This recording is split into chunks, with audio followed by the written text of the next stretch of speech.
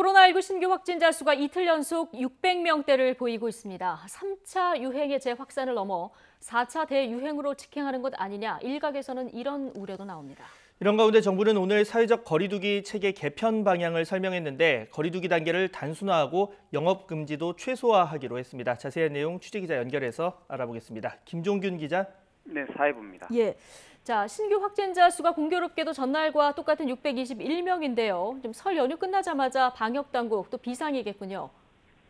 네, 그렇습니다. 오늘 0시 기준 신규 확진자는 621명입니다. 이틀 연속 600명대인데 전날과 수치가 같습니다.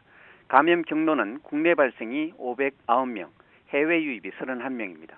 국내 발생을 지역별로 보면 서울이 179명, 경기가 237명, 인천 16명 등 수도권만 432명입니다. 이 중 수도권 임시선별검사소에서 양성 판정을 받은 환자는 71명입니다.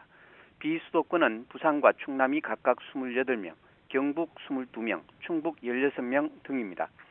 코로나19로 숨진 사람은 1,544명으로 6명 더 늘었고 위중증 환자는 161명으로 8명 줄었습니다.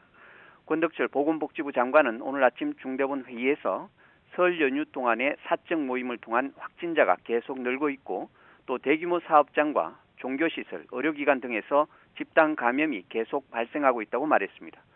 특히 방역당국은 사회적 거리두기 단계와 영업제한 시간 완화 이후 이틀 만에 확진자가 다시 큰 폭으로 늘어난 데 주목하고 있습니다. 앞으로 확산세가 지속할 경우 사회적 거리두기와 영업제한 시간 완화 조치를 다시 강화하는 방안도 검토할 수 있다는 입장입니다.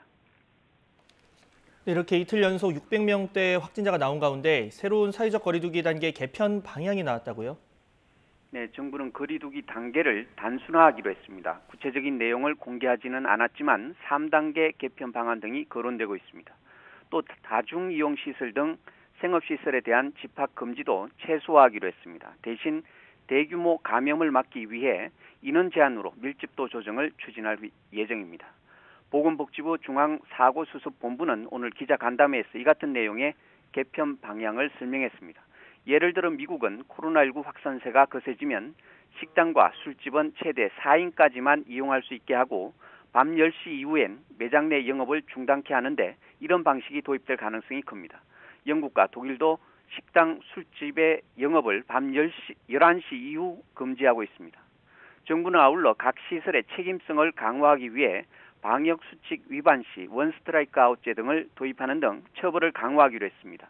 다만 개인 활동 가운데 외출, 모임, 행사 등 감염 위험이 높은 활동은 거리두기 단계에 맞춰 일부 규제하기로 했습니다. 지금까지 사회부에서 YTN 김종길입니다.